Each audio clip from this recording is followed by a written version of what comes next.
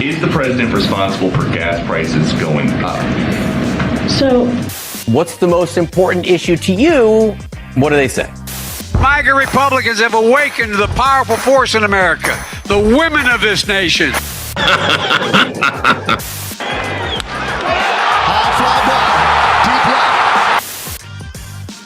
A lot going on. Gas prices are way up. Is that Joe Biden's fault? Because remember, he took credit for them going down. OPEC is going to produce a lot less oil, which is only going to make gas prices go up even more. We'll tell you all about that. Aaron Judge broke a 60-something-year-old home run record without using steroids. Midterm polling.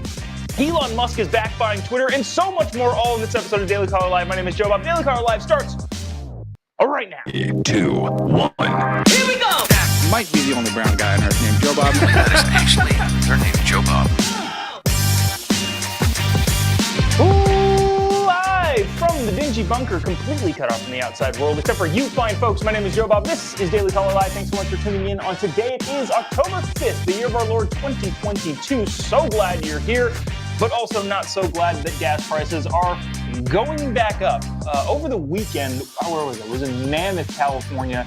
And gas prices were higher because, of course, they would be in a kind of remote-ish area, but they were even higher than what the higher should have been. Gas prices all over the country are going up. I'm curious in the comment section if you want to let me know what gas prices are like where you are and how much they've gone up in the last 2 weeks. Now, I thought this was a funny question from Peter Ducey that I wanted to get to, but also OPEC has come out today, this morning, and said that they're going to produce less oil. OPEC, I always forget what the OPEC thing stands for, but it's basically all of the Middle Eastern countries banding together to better negotiate for them their oil production. They're going to produce less oil than they have been in the last long time, and it's going to be a problem. I wanted to get to the question again from Peter Ducey asking KJP in the White House press briefing room about gas prices that are, again, continually going up. I'm seeing some gas price numbers coming in, and I'll get to those after we play this video. This is kind of interesting. Again, watch this. You've said the president was responsible for gas prices coming down. Is the president responsible for gas prices going up? so it's a lot more nuance than that, right? Peter, you know this. It's a lot more nuanced than that, except for it wasn't when Joe Biden was on the campaign trail. Do we call it the campaign trail or is it an address? Because they're kind of intermixed nowadays, not to go down a rabbit hole. But remember that speech that he gave outside of Independence Hall in Philadelphia where he said it was a presidential address and then turned the entire thing political and where he was like hammering like a Sith Lord? Anyways, along the speaking trail, the president's been saying, well, gas prices are going down thanks to my policy. Okay. If you want to take credit for gas prices going down, shouldn't you be blamed for gas prices going up? That kind of seems like how that should work. I've been a big proponent on this show of the fact that the president doesn't have the power to do a lot of the things the president takes credit for or gets blamed for. In a lot of ways, the Biden policies have made gas prices, gas supply shrink, and therefore the prices go up. Having said that, yeah, there are other factors going on in the world, but I don't know that he's making it any better. I don't want to assign entire blame to the president because I don't want people on the other side doing that to presidents that I do like. But at the same time, we want to be fair. But at the same time, the whole idea that the president is solely responsible for gas prices going down is hilarious. Yet they were claiming to say that anyways.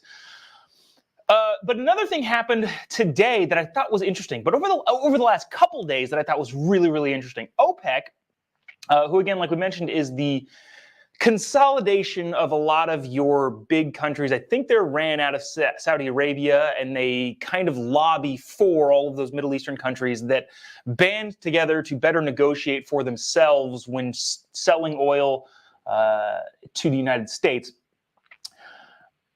They came out this morning and said that they are going to produce 2 million less barrels a day, which is going to have a big impact on all of the countries that buy OPEC oil, including us, the United States. Now, Gas prices have been going up already. I can only imagine this is going to make them go up further. Having said that, I thought this was interesting. I don't know if it's correlated or not, but it is kind of an interesting timeline. Yesterday, 2 days ago, what's today, the 5th? 3 days ago, on October 2nd, which was what, Sunday? Reuters came out with an article that says OPEC to consider oil cuts to over 1 million barrels per day. So on Sunday, OPEC said, hey, we're going to cut production by 1 million barrels every single day, which is a pretty dang big number. I think they produce like 300 million barrels a day, so it's not that drastic of a thing. Somebody fact check me on that. I'm curious to see if how much does OPEC actually produce a day. I would love to see that in the comment section among all of these outrageous gas prices that you guys are sending in. But regardless, they were saying, hey, we're going to consider cutting 1 million barrels per day. Then, yesterday, CNN reported the Biden administration has launched a full-scale pressure campaign in a last-ditch effort to dissuade Middle Eastern allies from dramatically cutting oil production, among multiple sources familiar with the matter. So OPEC said, we're going to cut 1 million barrels per day. Then the Biden administration jumped in and said, no, you won't. You're not going to cut oil production every single day or by 1 million barrels a day. That's going to screw us. You're absolutely not going to do that. Full-scale pressure campaign. The push comes ahead of Wednesday's crucial meeting of OPEC and the International Cartel for Oil Producers that's widely known to yada, yada, yada, yada. All of that Biden pressure came a day before their big OPEC meeting. Well, do you know what they did at their big OPEC meeting today? Said, well, we're not going to do 1 million barrels. We're not going to produce 1 million barrels less a day. We're going to produce 2 million barrels less a day, doubling it. And who knows if that is, I like this article. This is CNN, which again, I know a lot of people don't like CNN. I myself have a CNN sucks shirt. But even they said something true, that the OPEC, the Middle Eastern OPEC is a, what did they call it? An international cartel of oil producers. Cartel, I think, just means a collective group, but I'm not entirely sure. Let me see if anybody put how many barrels OPEC puts to a day. Anyways, it is a cartel, and because they act in such a way that only benefits them, I'm curious to see if the Biden administration's full-scale pressure campaign had anything to do with them doubling the amount of oil that they were going to produce less. So taking twice as much off the table, which obviously lessens supply. And if you're brand new to economics, here's an Economics 101 class. When supply goes down, the price goes up, because the demand hasn't changed. So simple as that. So curious to see if that actually becomes a problem for the United States, and we'll see how gas prices go over the next couple days. Raina says 589. Holy cow. 29 cents above the rest. Where's this? Ann says, under Trump, I was paying 129. Now it's 129. Holy cow. Where was that? Now it's 429. That seems pretty steep, but hey, I believe you. Art says in Seattle, it's 515. Oh my gosh. And Mark says 20-cent jump in one day, 329 to 349 a week ago, Hastings, Nebraska. Dang, man. Northern Idaho is 459. All right. Bottom line here is gas prices are going through the freaking roof. And it looks like Brian said 28 million barrels a day. Okay, so wow, I was way off. I was off by tenfold. So 2 million barrels is quite a bit. What's the percentage on that? 6%, 5%? Yeah, about, almost 10, like 8%. OPEC is cutting. Let me get out my calculator here. OPEC is cutting oil production by like 8%, which is 7%. Okay. OPEC's cutting by like 7%, and it was going to be like 3%, but the Biden administration put a full pressure scale salt on yesterday, and apparently it's going up. North Dakota, which is pretty close to, I think, a lot of oil fields. I don't know if the refinery system is up there necessarily, but it's 369 up there. Holy cow.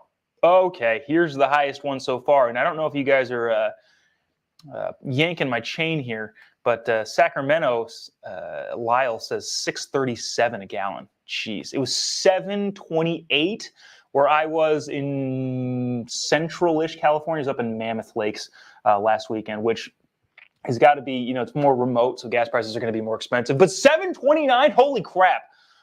David says $7 in San Diego. Anyways, we will see how that goes. One of the biggest drivers for, no pun intended, drivers' cars. One of the biggest drivers for people to get out and vote in the midterms is inflation and obviously gas prices, which brings us to this, which I think is freaking interesting. Now, Joe Biden put out a commercial yesterday. I don't know what you even call these anymore. Political commercials, campaign ads, Instagram posts, Twitter videos. They're all kind of the same thing. You know, when I was a kid, commercials were on TV. But now that we have the internet, I don't know if I call this he put out a commercial. But he put out a commercial that seems to be pretty out of step with where the polling is. I believe this is on CNN, but they did some digging into a Monmouth poll about what is going to be the most important for voters coming up in the midterms. Now, I am aware that I generally think polling, especially issue polling, is a bunch of garbage. It seems to be useless in a lot of ways, but at the same time, it is kind of interesting to see where Americans are. And then juxtapose that with what Joe Biden said yesterday in a big campaign ad that he posted to all of his social media, and I'm sure he will be airing on TV. Watch this clip from CNN in which they talk about what's the most important thing coming up for voters in the midterms. Also, if you want to, let me know. Oh, yeah, we'll save some of these comments here. Lori says, crime and inflation are my top issues. It's like you read my mind, Lori. We'll talk about it in a little bit. But yeah, I'd appreciate it if you want to comment what you think your biggest issues in terms of what's going to lead you to the polls in November in the midterms, what those are. I would be curious to see, you know, what the responses are. Watch this clip. Fascinating to see where the United States of America is as a whole, and then fascinating to see what Joe Biden thinks is going to help Democrats win in the midterms. Also, if you haven't already, I would really, really appreciate it if you click the little like button or the reaction button. Maybe this makes you horribly angry, or makes you laugh, or sad, or I don't know, whatever other emojis there are. But any engagement with the post, either clicking the little like button or the little share button and the little share button, or letting us know what you think in the comment section really, really does help us out. So we appreciate you doing that. Keeps us on the air. On the air? This is another one of my old-timey references, on the internet waves each and every morning. Really appreciate you doing that. Watch this from CNN regarding midterm polling. Check it out. We've been asking, polls ask, what's the most important issue to you? What do they say? All right, so this is a new Monmouth University poll, came out yesterday. I shared this with our dear friend Eric Hall, who's the executive producer, because I thought this was really interesting here. Look, at the top of the list, extremely or very important, 82% said inflation. That's not so surprising. But the crime, look at that, crime at 72%, way up there, the second most important issue for the federal government to address. And then abortion, all the way down here at just 56%, basically tied with infrastructure at 57%, well within the margin of error of infrastructure. This split, with crime being so high and abortion being so low, was quite the shocker to me. Yeah, that's a huge issue with Democrats. Now, I don't know if that actually was a shocker for him, because it shouldn't be, because I think there's a lot of other things that people talk about around their kitchen table. We call them kitchen table issues. But the things that people actually talk about aren't abortion a lot. Now, you see us in the media, or just the media scope, talking about abortion because it is a very important issue that people have very, very intense feelings about. But when you talk about what actually affects the American people when they're at home having a conversation with their husband or wife, or even their kids, what actually matters? It's not abortion, and it's not any of these social issues that you see. I wanted to get to some of the comments that people were giving here that I thought were interesting. Yeah, like we just said, Lori said, read your mind, inflation and crime, top issues, because they were among most Americans also. Daniel says, border, gas, inflation. Yep. Seems to be pretty consistent, not abortion. Nobody here, by the way, said abortion, because I think probably the audience that's watching this show thinks that's pretty settled at this point, given that the Supreme Court has overturned Roe versus Wade. Kimberly says inflation, 401k, energy prices, yes. Cody says gas, yes. These are things that Americans actually talk about on a day-to-day basis, not some weird social issues. If you watched that poll, and I'm sure if you went all the way down 30 deep, that's probably where you'll find trans bathrooms. And again, maybe that issue is super, super important to people in the media, but most Americans, most regular Americans like you and I, don't care. Let me see. James says, the embarrassing surrender in Afghanistan, record inflation, record gas prices, open borders, not enough room to list all of the crisis that this president has caused. I'm not sure if those are the entire things that you'll be voting on, but, yeah. Jenna says, maybe Jenna, not sure. Sorry if I'm mispronouncing that. Inflation, immigration, and crime. Yeah, that's the big thing. Megan says, border, crime, inflation. Okay, here's another interesting one. Threat of World War III, says George. Yeah, that also is a big problem that will probably likely be on the ballots. So we have the polling. We have what Americans think. We have in the comment section what Americans think. We have polling from Monmouth University, which is a serious polling organization, by the way. All of the polling, and I don't think any of this deviates from all of the other polling, all of the polling and everything you talk about with your family and friends leads to inflation, crime, the border, all of these things that Americans continually talk about at their kitchen table. Energy prices, all that stuff. When you get down the list, that's when you start seeing the social issues that doesn't really affect most people's lives. Trans bathrooms, who cares? And I'm not saying who cares in the sense of I don't care about that issue, because we do talk about that thing a lot, because we don't want the social component of the country to go down the drain. When I say who cares, I'm looking at it from a political polling perspective to try and understand what people actually are voting for. That being said, I want you to watch this 60-second, no, not even that, 15-second commercial that Joe Biden put out, which I think he believes, and I think his campaign staff believes, and we're going to lambaste afterward because it is not at all in step with modern Americans. Check it out. MAGA Republicans have awakened the powerful force in America, the women of this nation. MAGA Republicans don't have a clue about the power of women. Let me tell you something. They are about to find out. So in a lot of ways, I think he's right, but I think he got it backwards. Joe Biden, the whole MAGA Republicans have awakened women in this country.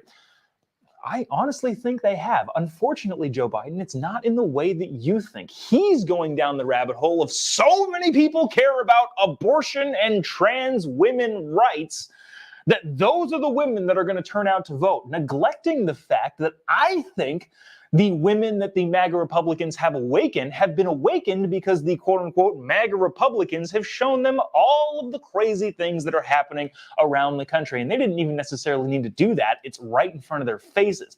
I do think women have been awakened in this election. I think mama bears are really, really pulling in tight on their kids in public schools and what they're being taught. I think women and mothers in general are really, really nervous about the crime in this country, as you saw from that poll on CNN. Again, I think Joe Biden is right saying that women have been awoken in this country. The problem is I don't think they've been awoken to your causes, Mr. President. Again, a weird thing to be putting out as a commercial.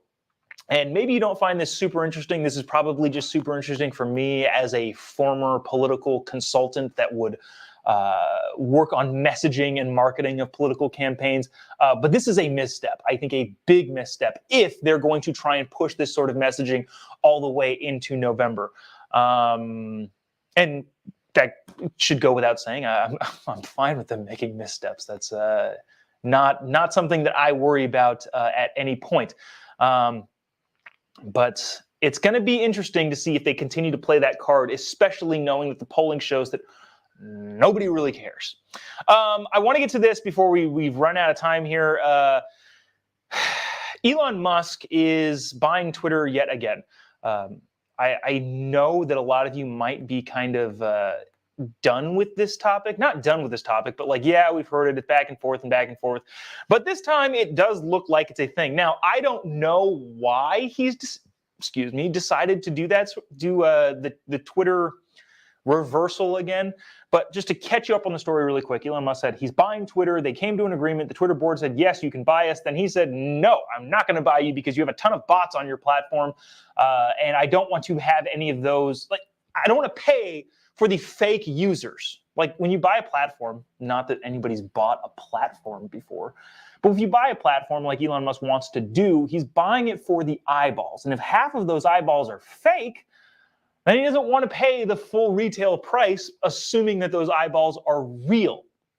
So it was kind of interesting that he backed out, claiming that, yeah, you guys lied on all of your reporting, which is a legal issue, so to speak. But yesterday, I think probably, I don't know, but probably realizing that he couldn't back out of the deal without paying a huge fine to Twitter, he's like, screw it, I'll just buy it. Which was interesting because then after Elon Musk, the news broke that he was going to go back and do the deal at the original price, a bunch of people started losing followers on Twitter. I don't know if you're watching on Twitter right now. Have you lost any followers? I certainly did. I think I lost like 200, which, hurts my feelings a little bit. No, but they're bots who weren't actually followers to begin with. Some people lost thousands of followers. Molly Hemingway of, sorry, Molly, I forget what news organization with. Is it the Federalist? Said she lost 12,000 followers in the last 2 hours. She tweeted this: I assume Twitter is purging some of their legions of bots before final sale. Also, mildly curious if the bot armies that obviously swarmed Elon yesterday had anything to do with him deciding to go through with the purchase to stop them / their aims. I don't know. Be curious. But bottom line, that is back on the table. Elon Musk looking to actually close the deal and buy Twitter for what, $54.20 a share, which I think is what, $40 billion. Twitter stock prices shot up yesterday as Tesla stock went down. Tesla stock has gone down significantly. I still think Elon is technically the richest man in the world with Tesla stock. Even though it's been going down, it's still so high. Especially with their stock split. I don't know, but it'll be interesting. There's a lot of people on Twitter, again, very excited. Alex Jones, there's a lot of Alex Jones memes, as well as President Trump memes, even though Trump said that he was not going to go back on Twitter because he's got his own Truth thing, which, do you guys use Truth? I have one. I got verified on Truth, which is cool, but I don't really use it. Julie says Twitter stock went up 22%. Yeah, because the buying price is way over what the price is trading at right now. Let me see any other comments that are interesting enough to bring on here. No. Well, I want to get to some fun fanfare stuff. Maybe this is not interesting to you, and if it's not, that's fine. You can. You're free to go. Not in a bad way at all. No, not dismissing anybody, but at the same time, if you don't care about baseball at all, it's probably not that important. But yesterday, Aaron Judge broke a big-time baseball record, becoming the home run king, kind of. There is some issue with the home run king's number. If you don't remember, back in, what was it, 98? Something like that? 96? I'm not entirely sure what the year was, but the big home run race between Mark McGwire and Sammy Sosa, where I think Mark McGwire hit 70 home runs and Sammy Sosa hit 66, if I'm remembering correctly. Now, a good journalist would have brought all this stuff up to have it in front of you, but I'm going to look it up on my phone as soon as this video clip starts playing. But this is a huge thing. And so technically, there are 3 people who hit more home runs in a season: Barry Bonds, Mark McGwire, and Sammy Sosa. However, all of them have been found to be doping and using steroids to increase their physical power, especially when hitting home runs. So, that being said, Aaron Judge doesn't seem to be on the juice and broke the actual record that Roger Maris set, 60 years ago? Watch this clip as it happened, and I'll bring you some of those facts that I told you I should have gotten if I were, again, good at my job. Check it out. High fly ball, deep left. There it goes, soaring into history. He's done it. He has done it. 62. Aaron Judge is the American League single-season home run leader. The AL King. Case closed. So, I'm looking this up because, I don't know, I'm a bad American or something. For 61 years, Roger Maris' home run records has stood 61 home runs set by the New York Yankee, untouched, again, for 61 years. Sammy Sosa and Mark McGwire both broke in a single season. Mark McGwire hit 70. Sammy Sosa hit 66. Barry Bonds hit 73 in 2001, I believe. So the Sammy Sosa Mark McGwire thing was in 98. Barry Bonds hit 73 home runs, which is nuts, but they were all using steroids. I don't know if that counts. You should let me know what you think in the comment section, if you care about that at all, or like some people think, yeah, let them juice up. Let's see how far we can get this ball hit. Let's see somebody hit an 800-foot home run because the pitcher's juiced up and throwing 110, and the batter's juiced up and just hitting like a monster. I don't know. Curious to see what if anybody has any thoughts on that. It appears we've lost a ton of viewership, which is fine. I kind of expected that happening because I know a lot of you probably aren't super big sports people. Anyways, big home run record broken. Very exciting. That's going to do it for us today. Appreciate you sticking around, tuning in. We were late this morning because, you know what? I'm going to give an explanation here because I believe I should be absolved of responsibility. My wife went to the gym earlier this morning, and when she came back, she had to stop at the donut shop because one of her coworkers' birthdays. She got a dozen donuts, but also got me a banana fritter. And while I appreciate the very, very kind gesture from my beautiful wife, I also blame her entirely for being sluggish this morning and leaving the house extraordinarily late because I had a delicious apple fritter that, whoever invented donuts should be blamed for weighing people down. You're just eating a big chunk of carbs. And if anything makes you more tired, especially for people, I'm getting really into my eating habits here. I generally don't eat in the morning, but since I had a fritter this morning, I was just slogging around the house. So that's why we were late. I don't believe that I should be held responsible at all because fritters are delicious. And if you're going to bring one home for me, I'm going to eat it. It was just thoughtful, but rude, babe. So that's why we were a little bit late this morning. Julie says, yum, banana fritter. Phil says apple fritter. Yes, I do like the apple fritter also. Having said that, the banana fritter, if you actually get the chunks of banana in it, it's hard to beat. Hard to beat. Fritters in general, just delicious, but oh so tiresome inducing. Now we're just naming donuts here. Chocolate eclairs. He says, just own it, Jobob, says Kathy, and Mark says, get comfortable on the couch this evening, my friend. Oh, this is fun. Wow, we're getting a lot of comments on my donut dilemma this morning. Greg says, right, it's all her fault. Thank you, Greg. I appreciate the vote of confidence. So anyways, we'll try not to be late the rest of the week, but you know, things happen in the mornings, and this is not a regular television show. We don't actually get penalized at all for going on a little bit late. So appreciate you sticking around, tuning in. Same time, same place tomorrow. If we have any breaking news, we'll bring it to you tomorrow morning. I would imagine there's going to be a White House press conference this morning or today, especially. Somebody's going to say something about OPEC, and we're going to bring that to you tomorrow, which is a weird thing in this line of work, predicting the ridiculousness that's going to come.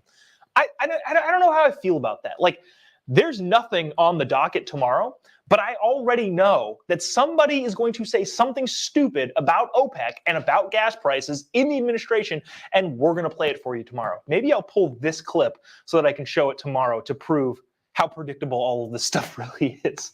If you haven't already, give me a follow on any of your social media platforms: Twitter, Gitter, YouTube, Instagram, Facebook, Truth Social, Ibble, all of the ones. I would appreciate you giving me a follow there. Let's see. Anybody who live in Southern California? If not, that's totally fine. I've gotten a ton of messages for this comedy show that we're doing on Friday. It is technically sold out at this point, which... First of all, thank you to all of you who have purchased tickets and are watching right now. It's a super small place. It's technically sold out, but we're still selling tickets, and we're going to try to squeeze as many people in there as possible because we are filming it, which if you don't live in Southern California and you can't make it, or you can't make it to the show tomorrow, we will be filming it all, and it will be airing at some point. So if you want to see me try and make people laugh on stage doing stand-up, you'll be able to see it regardless of whether or not you can come. But anyways, quick announcement there, just in case anybody here is watching from Southern California and wants to attend. You still technically can, but also it's technically sold out, so know what you're getting into. We will see you tomorrow, same time, same place. God bless America.